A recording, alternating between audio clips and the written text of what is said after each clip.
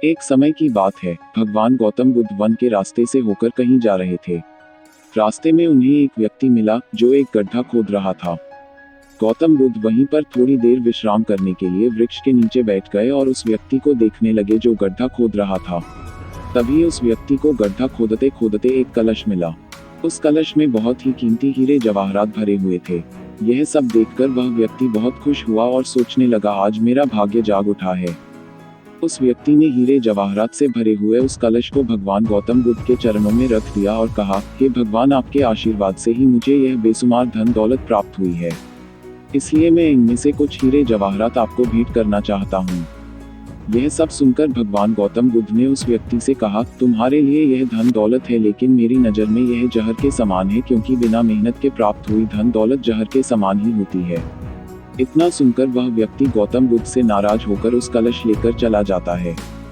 उस व्यक्ति ने बाजार में सभी हीरे जवाहरात बेचकर बंगला, गाड़ी और बहुत सारी संपत्ति खरीद ली और गरीब से करोड़पति बन गया।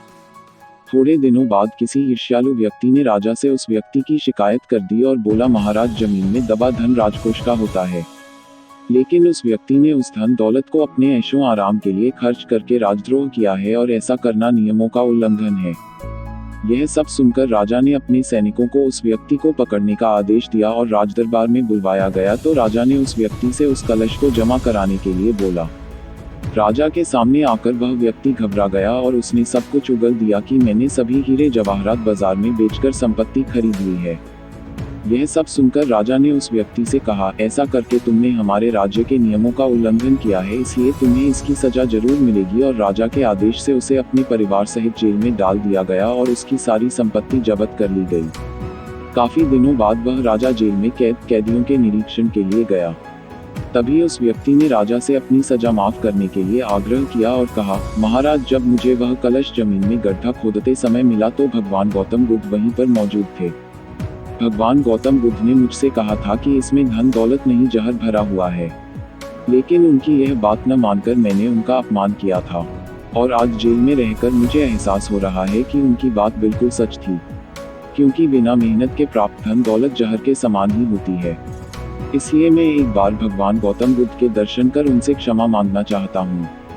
उस राजा ने भगवान बुद्ध को ससम्मान अपने राज्य में आमंत्रित किया और जेल से निकालकर उस व्यक्ति को भगवान बुद्ध के पास लाया गया। उस व्यक्ति ने भगवान बुद्ध के चरणों में बैठकर क्षमा मांगी तथा कहा, भगवान, आपकी बात बिल्कुल सत्य थी, क्योंकि कलश में सही में जहर भरा हुआ था, जिसने कारण मुझे अपने परिवार सहित जेल जाना पड़ा।